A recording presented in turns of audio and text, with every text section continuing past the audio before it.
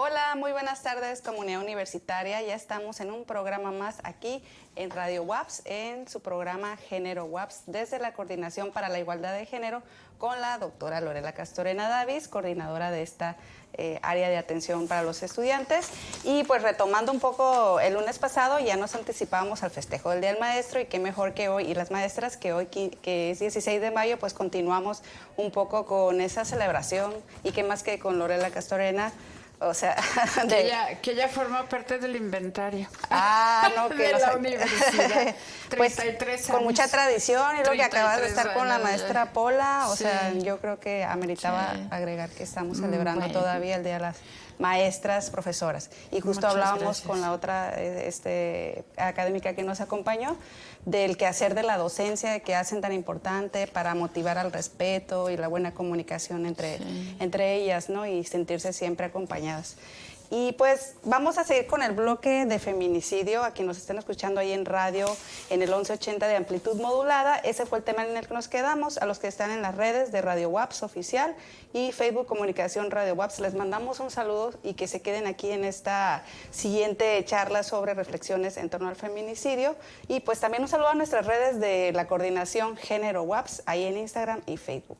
Pues adelante, Lorela nos comentaba, de manera resumida, si quieres, nada más para acuerpar otra vez el tema, el concepto feminicidio, del que ya no está nada más desde una discusión de movimientos sociales, sino ya, ¿no?, en el Código Penal, tipificado y con nuevas características incluso que se han ido ampliando, ¿no? Entonces, pues adelante, Lorena. Sí, no, yo creo que después de todo lo que hablamos la última vez sobre feminicidio, que además, fíjate, el cierre me parece que es muy importante, y quisiera retomarlo a partir de allí, en esta insistencia en que, y lo acabamos de ver con los últimos casos, ¿no? Y con el tratamiento escandaloso que se le ha dado al caso de esta chica de Nuevo León, ¿no? Que no lo voy a repetir, no ese es el objetivo, sino insistir en algo que en los medios se ignora y que a mí me parece gravísimo, ¿no? El lugar más peligroso para las mujeres sigue siendo la casa. Son más visibles los feminicidios en el espacio público porque están atravesados por una desaparición, por un secuestro, ¿no? En realidad tenemos así como muchas versiones de los temas, lo que decíamos, ¿no? Vínculos con el crimen organizado y también desorganizado, ¿verdad? Vínculos con las redes nacionales e internacionales de trata de personas, ¿no? Vínculos con la prostitución y también vínculos con la explotación de mujeres en el seno mismo de las organizaciones criminales, ¿no? Pero no nos hemos detenido realmente, y en los medios de eso no se habla, a referirnos justamente a la realidad abrumadora de que la mayoría de las mujeres asesinadas, no solamente en México, sino en el mundo entero, son asesinadas por personas cercanas a ellas. En términos generales, son las parejas y las exparejas, aunque de manera excepcional se han registrado casos de... me gustaría al rato hablar un poco de esta clasificación, ¿no? De los tipos de feminicidio, ¿no? Sobre los cuales trabajó un grupo. De hecho, ese grupo a mí me gusta mucho, que es el grupo de investigadoras, académicas y activistas españolas, cada vez más extenso, porque también participan, en el caso de México participa el Observatorio Nacional de los Feminicidios, que también es una organización de feminista, es una organización de la sociedad civil, y todo este grupo, estos colectivos colectivos, estas colectivas coordinan una página que se llama feminicidio.net. Entonces las compañeras Graciela, Atencio y Elena Laporta han formulado distintos tipos de feminicidio, ¿no? El feminicidio íntimo, que es al que yo le llamo, que es el que ocurre en la esfera privada, el feminicidio no íntimo, que es el que suele darse, por ejemplo, uno de los casos que reconstruimos en Baja California Sur, este feminicidio no íntimo fue propiciado por una mujer cuya pareja era expareja de la chica que asesinaron entre los dos, ¿no? ¿No? Entonces ese tipo de feminicidio entra en la categoría de no íntimo, pero tiene vínculos íntimos, vínculos personales, ¿no? El feminicidio infantil, del cual hemos visto desafortunadamente muchas expresiones, ¿no? Y en uno de los últimos casos en Baja California Sur, la expareja que asesina a esta mujer joven con una niña pequeña, ¿no? Pues eso también es un feminicidio. El hecho de que el tipo haya asesinado a su hija, no exenta el caso de que sea feminicidio, porque a final de cuentas es violencia de género, es decir, se está cobrando con la vida de la hija, ¿no? Lo que es terrible, ¿no? Es terrible. Luego tenemos el feminicidio familiar, ¿no? Ocurre, digamos, cuando es el padre o el primo o el hermano, normalmente, o el padrastro. Normalmente en este tipo de casos lo que tenemos son... si quieres voy a avanzar bien con cada uno de los, ¿no? Luego está el feminicidio por conexión, por prostitución, por trata, por tráfico, transfóbico, lesbofóbico, racista, por mutilación genital femenina, como crimen internacional y sexual sistémico, ¿no? Sexual sistémico desorganizado y sexual sistémico organizado, que es estos llamas, que estas células grandes que son así los feminicidios, violencia sistémica que además ocurre en todas estas redes de prostitución, de trato, de crimen organizado, etcétera, ¿no?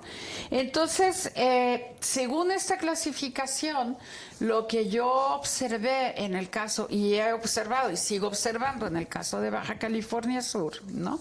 Es que predominan los feminicidios íntimos. Es decir, los cometidos por hombres con quienes las víctimas tenían o habían tenido una relación o vínculo íntimo, que puede ser el marido, el exmarido, el novio, el exnovio o amante, como ya lo habíamos dicho, ¿no? En este tipo se incluye también en esta primera aproximación que hicimos sobre la violencia feminicida en Baja California Sur, ¿no? También incluí en este grupo a un hombre que asesinó a una mujer, amiga o conocida, que rechazó entablar con él una relación íntima, ¿no? De tal manera que en Baja California Sur alrededor de...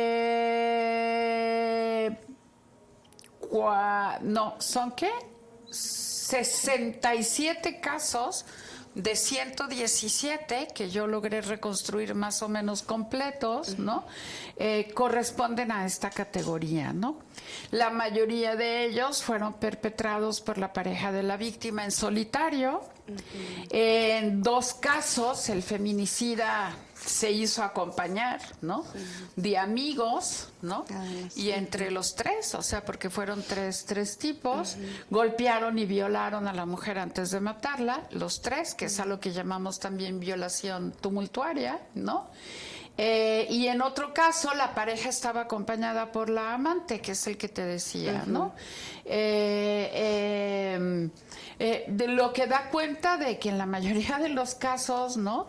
El perpetrador pues es la expareja, ¿no? Y que tiene que ver con eso que hablábamos de, ¿no?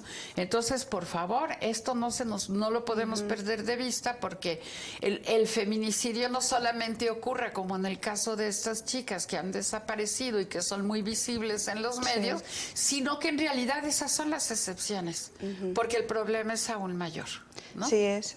Me gusta mucho con qué fineza la verdad vas deshilando, porque sí es importante por eso, para entender este fenómeno sociológico, pues, ¿no? Una cosa, y en la misma ley, ¿no? Ya tipificado incluso desde estos últimos que comentaste, que es más referente a la trata o eso. Pero primero encabezando, creo que también más o menos así está en el artículo en el Código Penal, que habla de cuando hay relaciones consanguíneas, pues. Exacto. Por algo, ¿no? Porque ya hay un análisis también de la ley que dice, a ver, también hay casos que van a ser desde lo íntimo, y nosotros mismos como que a lo mejor nos vamos demasiado con la paranoia y el tema de la violencia sistémica a veces, ¿no? Sin entender primero el fenómeno más particularizado.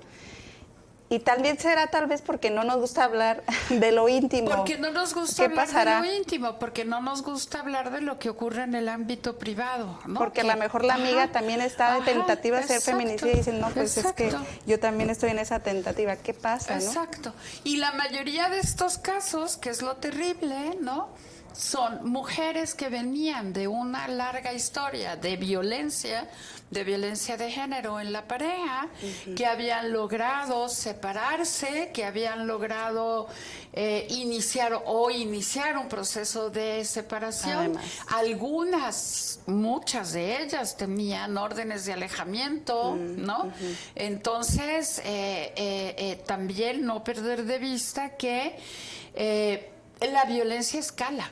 De eso vamos a hablar en el próximo programa que tendremos en la segunda temporada de este año, que es regresando de vacaciones en agosto, ¿no? Sí, comenzaremos hablando de estas cosas, menos centrado en el feminicidio, pero el feminicidio, digamos, como el culmen, ¿no? Es decir, el punto máximo al cual puede llegar la violencia de género no solamente contra las mujeres, sino también contra las personas de la diversidad sexual, contra las niñas, contra los adolescentes, ¿no? Y en menor caso, pero también existe contra los hombres, ¿no? Me interesa mucho, cuando regresemos, perfilar esta cuestión, para que quede claro que cuando hablamos de violencia de género va más allá que la violencia de género que se ejerce sobre las mujeres, aun cuando la mayoría de los casos, como ya dijimos la otra vez, ¿no? En el caso de las mujeres son 7 de cada 10 mujeres, ¿no?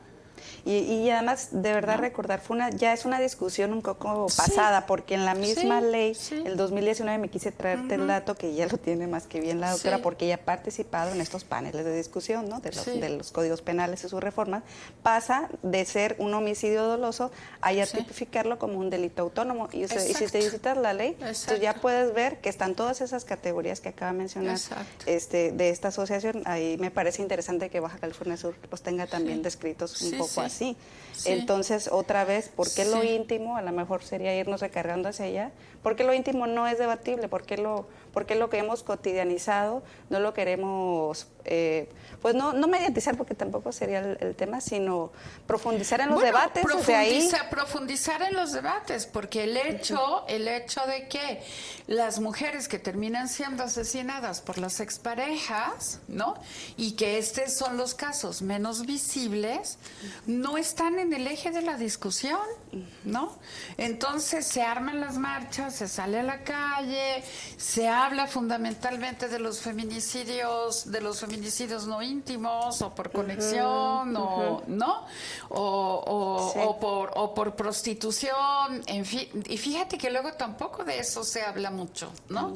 Tampoco se habla mucho. Entonces, es terrible esto. Y como digo, o sea, si nosotros revisamos que habría que hablar también del violentómetro, que es un instrumento, una herramienta muy importante para la detección de la violencia de género contra las mujeres y contra las personas de la diversidad sexual fundamentalmente. ¿Cómo ves cómo la violencia va escalando y que el último pendaño del escalamiento de la violencia de género pues es el feminicidio, ¿no? Sí. En el caso de las mujeres, ¿no? Y lo que ya se asume también como transfeminicidio, ¿no? De homicidio no se dice nada porque homicidio pues ese ya existe, ¿verdad? Ese sería el resultado de una violencia extrema contra los hombres asesinados por sus parejas, que las hay, ¿no? Tienen la categoría de feminicidio y normalmente cuando las mujeres asesinan a estos hombres los asesinan también como reacción, ¿no? Ahora voy a decir algo, son casos mínimos. Sí. Sí, ¿no? porque de verdad que en las redes lo que sigue proliferando incluso son fotografías de ya las mismas exparejas. Exacto. Por ahí andaban rodando algunos casos de ya, además toda expuesta, ¿no? Ya después de todo el hecho lamentable de su cuerpo expuesto. O sea, refiriéndome a que es más lo que encuentras incluso de ahí. Incluso la expareja subiendo a las redes todavía casi como la dejó, que fue un caso muy terrible, uno allá en México. Sí, sí, imagínate. Y estamos hablando de algo que pasó en la intimidad y todavía, sí, claro, ¿no? Además. Claro, ¿no? Y luego tenemos pues estos otros dos casos, o sea, estos dos tipos de feminicidio, que es el feminicidio infantil y el feminicidio familiar, ¿no? En el caso de Baja California Sur hemos detectado varios casos de feminicidio infantil en niñas menores de 15 años, ¿no? Y luego tenemos el caso del feminicidio familiar, como te decía, que en el caso específico de Baja California Sur, ¿no? Fue el que ejerció un tipo contra una niña de 14 años de edad, ¿no?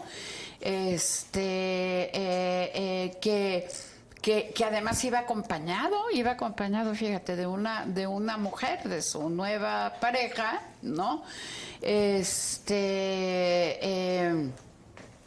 ¿Y qué fue lo que hicieron con esta niña, ¿no? Pues como la niña de 14 años se había quedado con la madre, el padre y su pareja actual la secuestran, no la secuestran, sino no la regresan, ¿no? La maltratan y finalmente como resultado de la violencia que ejercen sobre ella termina muriendo. Terrible, un caso terrible, ¿no? En el caso tanto del feminicidio infantil como en el feminicidio familiar, insisto, ocurre pues en el contexto general de una relación familiar, de una relación íntima, ¿no? Que puede ser por consanguineidad, afinidad o adopción, ¿no? En el caso de Baja California Sur tenemos alrededor de 15, 16 casos de feminicidio de este tipo a lo largo de la historia, porque yo vengo haciendo una reconstrucción desde el primer caso, ¿no? 3 realizados por la pareja de la madre, 1 por la expareja de la madre, 2 por el padre, 1 por padre y madre y 1 por la pareja de la padre. O sea, es demasiado. De todas maneras estamos hablando de un entorno familiar violento. Entonces, cuando decimos la familia, la casa, la vida íntima y privada de la que no hablamos, es en realidad el lugar más violento para las mujeres. Sí, toda la estructura cultural que se gesta ahí, o sea, hace que vayamos normalizando, minimizando, ocultando. Y en el caso de los abusos, por cierto, haciendo que las niñas digan, di que es mentira. Eso es mentira y tu tío o tu hermano o tu papá no pudo hacerte eso y tú eres la mentirosa. Además. Además no les creen. O sea, es muy difícil para las niñas, las adolescentes que han sido violadas, ¿no? Por el padre, por el padrastro, por el amante de la madre, por el primo, ¿no? Y en algunos casos incluso por algún hermano. Son situaciones que suelen ocultarse y suelen no darle credibilidad a las chicas, ¿no? Y en este caso en específico hay un patrón, porque las madres que tienen parejas, que no necesariamente son los padres de sus hijas, suelen, pero también lo hacen con los padres de sus hijas, ¿no? Suelen hacerse de la vista gorda. Sí. Prefieren ignorar lo que está sucediendo entre sus parejas y sus hijas, que darlo a conocer. O sea, les cuesta mucho trabajo. Y ese también es un problema, porque al final de cuentas, las madres terminan convirtiéndose en cómplices de la violación que se ejerce sobre sus hijas, ¿no? Yo estuve muy cerca de un caso terrible, pero terrible, de un tipo que tuvo encerrada a su pareja en una habitación durante meses y meses, golpeada, violada, prácticamente la obligó a parir encerrada en ese cuarto. ¿Y dónde crees que estaba el cuarto? En la casa de la madre del tipo. Ay, o sea, sí. la Además, madre los cómplices era cómplice de su sí, hijo. claro que sí. Y en la ley está ahí contemplado. Claro, por supuesto. Que si hay cómplices, como dijiste, las parejas, la nueva pareja o las familias, se amplían los años de cárcel. Finalmente, cuando te digo que estuve muy cerca, porque una pariente de ella, de la madre de este muchacho, enloquecido por las drogas y todo lo que quieras, finalmente me buscó, me contó la historia y me dijo que qué se podía hacer. Logramos organizar una intervención, fue la gente de la Procuraduría, se portaron súper bien, rescataron a la chica, ¿no? Detuvieron al tipo, en fin, ¿no? Pero ¿qué había allí? Había una complicidad, incluso una complicidad familiar. Sí. La persona que me buscó para pedirme orientación me dijo, es que no sé qué hacer porque yo no quiero ser cómplice. Y le dije, pues qué bueno que no quieres ser cómplice, porque si no lo dices también tú estarías en condición de complicidad con la madre, ¿no? Lamentablemente no se hizo nada contra la madre de este tipo, ¿no? Al tipo sí lo detuvieron y luego lo mandaron a rehabilitación, no sé qué, bla, bla, bla. En fin, el término de la historia no me lo conozco muy bien. Lo utilizo en realidad como un ejemplo de cómo en las familias existen formas muy perniciosas y perversas de complicidad, ¿no? De complicidad. Es que yo no me quiero meter, es que no es asunto mío, pero si tienen a alguien secuestrado, eres testiga de que todos los días la golpea, de que todos los días la viola y de que prácticamente la obligó a parir a golpes, ¿no? Ese fue como el detonante, ¿no? Sí. El del término del embarazo a golpes en esas circunstancias, etcétera. La chava estaba muy mal, pero imagínate cuántos meses habían transcurrido hasta que finalmente se actuó, o sea, una situación verdaderamente terrible, ¿no? Y por otro lado, el padre y la madre de la chica, ¿no? A su vez, alcohólicos, también en un ambiente, en un entorno realmente muy violento. O sea, estamos hablando de que la familia es una institución, ¿no? Que si bien es cierto, tiene muchas fortalezas en términos de la solidaridad, los cuidados, etcétera, pues también tiene toda esta otra parte. ¿Por qué? Porque no hemos realmente educado a la gente, ¿no? A tener relaciones familiares sanas, con respeto, ¿no? He visto cambios, he visto cambios muy, muy importantes, pero de todas maneras. Sí, la base familiar en México es complicada. Sí, es complicada. Tú que tienes más la película de la historia de la vida familiar en México. ¿No? Es complicada, ¿no? Es complicada. Tiene la parte, digamos, esta parte positiva, etcétera. Es una institución muy bien valorada, etcétera. Pero por otro lado, no deja de ser una institución autoritaria y perversa. Exacto. Y perversa. Ahí vamos porque otra vez, porque eso ya se sabe la doctora Lorela, los roles. Los Exacto, roles, por ejemplo, empezamos por ahí. exacto. Los roles ¿No? que se nos asignan en la familia y que van Exacto. haciendo una función de poder y sumisión sobre la otra, ¿no? Entonces, por ejemplo, esas parejas, ¿no? Es que era mi pareja, no me cocinaba. Es que mi pareja y se salía. Oye, pues, se Sí. salía a dejar a la niña y se tardaba Sí, un ratito sí, en el sí. parque porque le da la gana. Pero estaba con el celular y yo la estaba viendo, Sí. ¿no? Los celos, la Sí, vigilancia. sí, sí, cuando sí, hablamos, sí. Y yo creo que lo has visto el dato ahí. Y hablamos de parejas, además, yo creo, jóvenes, ¿no? Esta generación. Están las señoras, ¿no? Las que pues se aguantan. ¿Cuántos casos no habrá? Pues ya lo has dicho. Guardados allá, pero no se dijeron porque era un poco más tradicional. Ahora no, ahora Sí. está más expuesto y podemos ver que seguramente son matrimonios jóvenes. No, y el problema es que la violencia familiar deja cicatrices muy profundas en la psique de las personas. O sea, a ver, educar a tus hijos y a tus hijas a golpes, a gritos y a insultos es violencia. ¿No? Sí. Yo he visto aquí casos terribles en el súper, en la calle, cómo les gritan a los niños y a las niñas, en fin. Yo entiendo la frustración, la desesperación, la carga que tienen las mujeres, etcétera, pero ninguna de esas cosas justifica que ejerzas violencia sobre tus hijas y sobre tus hijos. Pero si luego analizas su relación, te vas a dar cuenta que a su vez ella ha vivido esas situaciones de violencia sobre su cuerpo, sobre su vida. Sí. O sea, no necesariamente ocurre incluso en los entornos más pobres, porque luego se piensa, es que es una cuestión sí. de clase, ¿no? Eso pasa en los parias, en la Sí. chusma. No, es transversal a todas las clases sociales, ¿no? Ahora recién en la Ciudad de México, para hablar un poco de cómo pasa esto, ¿no? Se está tipificando lo de la violencia vicaria, que es una tipificación muy importante, porque esta violencia vicaria ocurre otra vez en el ámbito de la familia, ¿no? Y se desata cuando después de un proceso de separación normalmente complicado y como resultado de violencia estructural en la pareja, ¿no?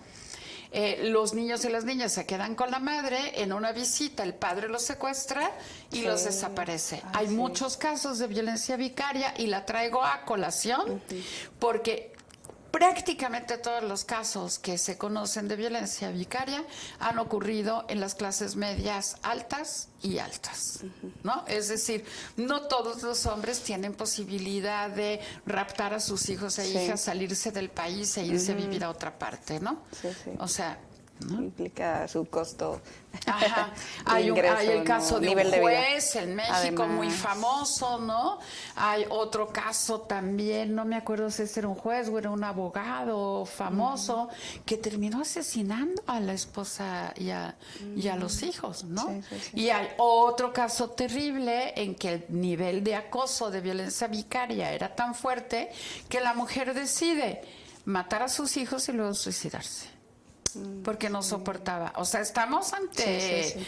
¿no? Ante hechos Acaba terribles. con la vida de Acaba con la cualquier- vida de las personas. o sea, al final la ¿no? violencia es eso. Esta violencia que hemos normalizado al interior de las familias, ¿no? Y que hemos aceptado social y culturalmente, Sí. provoca cicatrices muy profundas en la psique de las personas. ¿No? Tan profundas que la reproducen, Así. ¿no? Entonces ahí está el Que la feminicidio, porque reproducen. seguramente Exactamente. cuando ya hacen el análisis Exactamente. psicológico del... que salen cosas. prácticamente todos los feminicidas, que eso... Bueno, la Rita Segato, que es una autora argentino-brasileña, o brasileira argentina más bien, ¿no? Porque es antes brasileña que argentina. En su libro de las formas elementales de la violencia, ¿no? Que es un libro espectacular, ¿no? Que es donde se vincula patriarcado, mandatos patriarcales con violencia de género, etcétera. Lo que ella hizo fue entrevistar a violadores, ¿no? Y la mayoría de esos violadores, a su vez, habían sido víctimas de violencia, ¿no? Y habían vivido en entornos súper machistas. Algunos incluso habían sido violados a su vez, ¿no? Por ejemplo, esa es otra cosa de la que no se habla prácticamente, que es la violación contra los chicos, contra los niños y los adolescentes, Sí, ¿no? sí, sí. y quedan marcados, es terrible. ¿No? Es Hay prácticamente bandos posibles. imposible recuperarte, reconstruirte, necesitas terapia, necesitas leer mucho, necesitas trabajar mucho. No culpa. Y en cualquier momento pues no es fácil querer a la gente que te maltrata, ¿no? Sí, claro. No es fácil. Cuando ya tomas conciencia de lo que te pasó y de lo que te hicieron, cuando eres capaz de reconocerte como víctima de violencia familiar, ¿no? Que te golpearon, que te castigaron injustamente, ¿no? Que te pegaron con palos, con zapatos, que te insultaron, que dices, bueno, pero ¿cómo puede ser que la gente que dice que es la que más te quiere, ¿no? Claro. Termina convirtiéndote en víctima de violencia? Es terrible. Tenemos que trabajar allí. Se le pide mucho al Estado. Yo no estoy diciendo que no se le pida al Estado, pero al Estado se le tiene que pedir también trabajar en las estructuras y en la organización familiar, en el Sistema Nacional de Cuidados que están impulsando ahora. Sí, vaya, ¿no? anunciado ya en el ya, sistema de ¿no? justicia que tienen canal en vivo ahí. Exacto, Lo aventaron. exacto. Interesante. ¿No? Muy, muy interesante la propuesta del Sistema Nacional de Cuidados. Habrá que ver luego cómo se implementa, ¿no? Han fortalecido los centros de justicia para mujeres, ¿no? O sea, cambiaron muchas cosas en la CONAVIN, en el Instituto Nacional de las Mujeres, o sea, pero a ver, eso es política pública dirigida exclusivamente a las cuestiones de violencia, pero nos hace falta lo otro, ¿no? Luego están estas miradas allí sobre las familias muy conservadoras, ¿no? Como si la familia fuera un remanso de paz y amor, y la verdad es que no lo es. Ahí están las evidencias cuando vemos los casos, cuando se hacen encuestas, cuando se hacen los círculos de análisis cualitativos en los que ha participado, por ejemplo, en tesis con la maestra Diana Cuevas. Más atrás también, ¿no? Otras estadísticas y proyectos en los caos que has llevado allá, ahí están, ¿no? Ahí están las evidencias desde la investigación. Pero otra vez también, esto es otro ámbito, ¿no? Voltear a ver, como dices bien, a la organización social de nosotros como gran proyecto, ¿no? Sí está bien que las tecnologías ahorita nos traen muy a gusto informándonos y con tantas cosas que hay que, pues, diversificarse también, ¿no? Y actualizarse.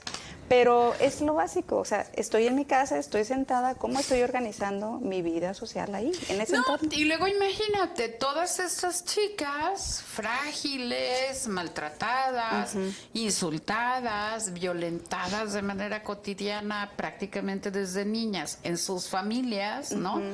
Cualquier tipo las engancha en las redes y las conquista, que son las chavitas que salen hacia esto que las colegas españolas del grupo feminicidio.net han denominado feminicidio por conexión, ¿no? Sí, porque bueno, también es la realidad, ¿no? Tienen que socializar, y lo más en pandemia, ¿no? Se expuso mayormente el vínculo vía redes, porque pues también era una necesidad estar socializando. Sí, pero pues ¿no? Y luego muchas niñas, muchas adolescentes que han desaparecido, ¿no? Que luego parece así como incomprensible por qué desaparecieron, dónde están, pues muchas salen de sus casas porque no quieren seguir viviendo en esos entornos.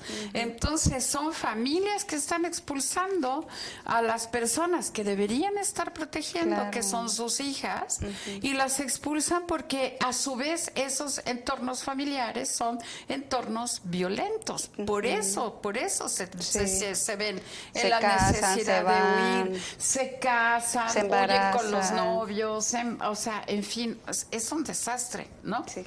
No digo yo que pasa en todas las familias, pero sí pasa en todas las familias donde ocurre, donde podemos pero pues es que como está el casos, comercial de sentarse, ¿no?, a cenar a gusto, aquel refresco líquido bien a gusto y toda la familia, entonces eso es lo que predomina y vemos como familia. Como una idea, ¿no?, de familia feliz, y pues no necesariamente las familias son felices.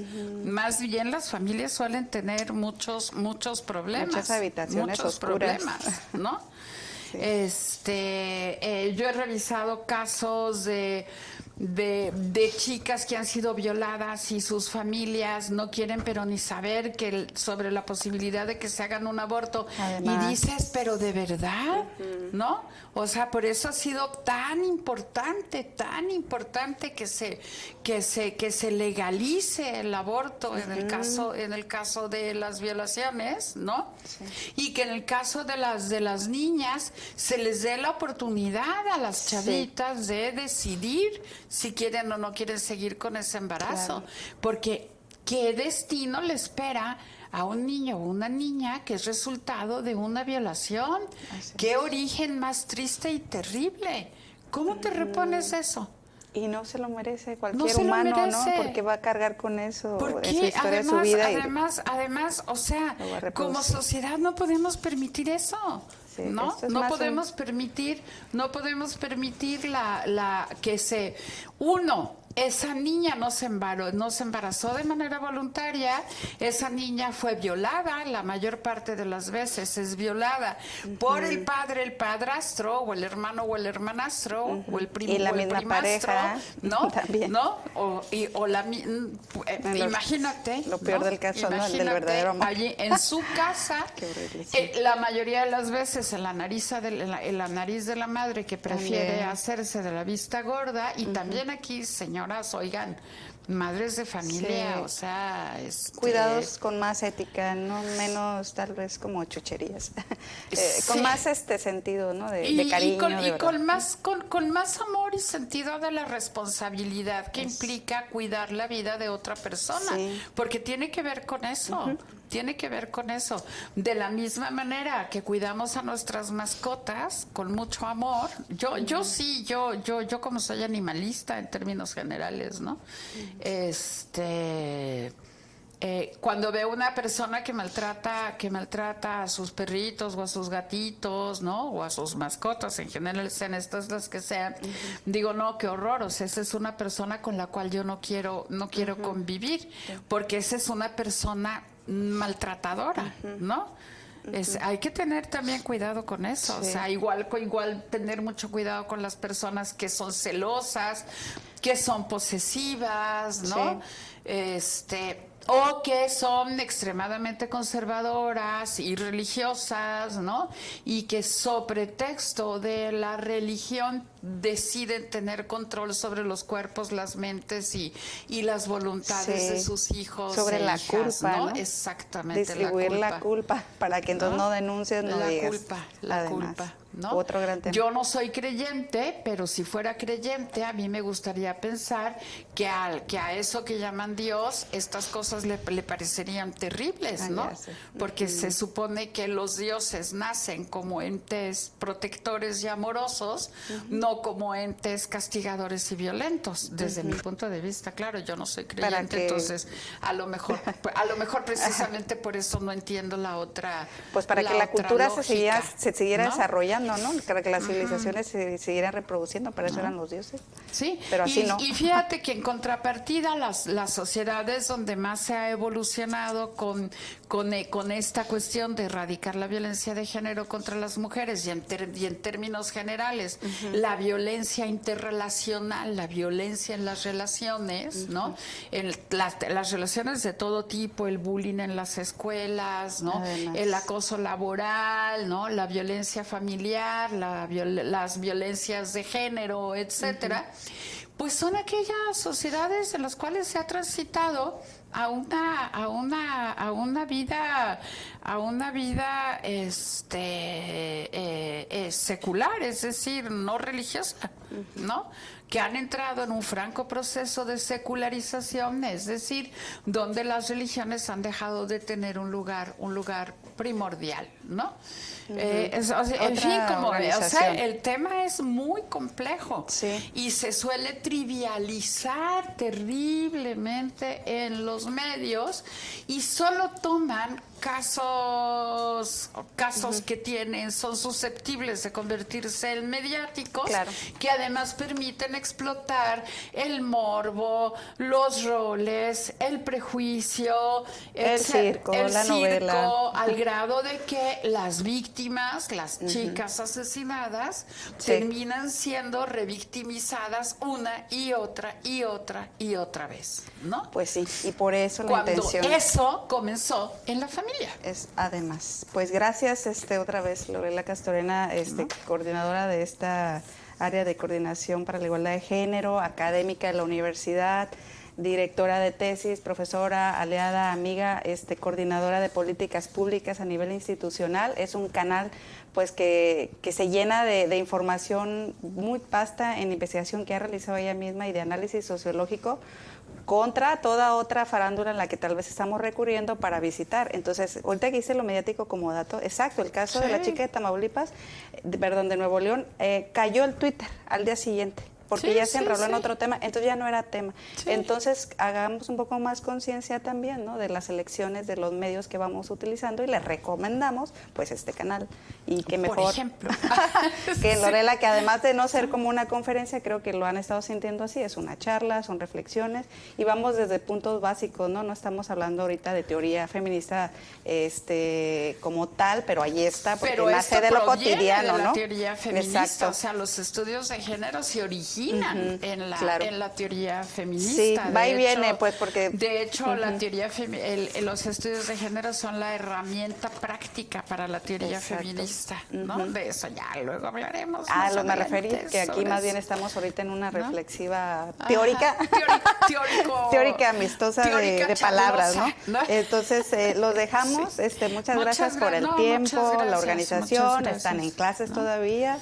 Hay muchos todavía pendientes ahí en la semana de las académicas. Y pues, no se pierdan los programas que estarán coordinados por siguiente Miriam bloque. Bautista y Fabricio Arraut, en los cuales vamos a estar abordando los temas relacionados con la diversidad sexual y los colectivos y las colectivas LGBTI de Baja California Sur y de la universidad, que son muy importantes y que están muy activos, muy actives, ¿no? En la difusión, en la divulgación de sus demandas, de sus avances, etcétera, y cómo han venido visibilizando violencias que suelen ser ignoradas, también, ¿no? Como la violencia transfeminicida, que es terrible. Y existe en el Estado, en La Paz. Entonces, aquí tenemos el canal de comunicación Radio WAPS, disculpen, Facebook, en Instagram, Radio WAPS, o también en el radio por el 1180 de amplitud modulada, con este nuevo bloque para cerrar el semestre sobre la comunidad LGBTQ o diversidad sexual, que nos hablen sobre lo mismo, ¿no? Esto de lo que no queremos como señalar desde una perspectiva de debate, ¿no? de mesa, ¿no? Sino aquí, charlando, platicando ustedes y nuestros radioescuchas, por supuesto, MixLR, Diagonal Radio WAPS y Radio Garden. Pues adelante, que sigan las actividades de la semana, siguen los festejos también, ¿no?, del Día del Profesorado de la Universidad, claro que sí. Pues festejamos trabajando, ¿verdad? Claro, a eso me refiero. Tendría que ser. Sí, claro, estamos todavía en regreso de pandemia. Entonces sin parar. Ya está. Muy bien. ¿No? Pues bueno, pues muchas gracias. Adelante, gracias a la universidad. Buenas tardes.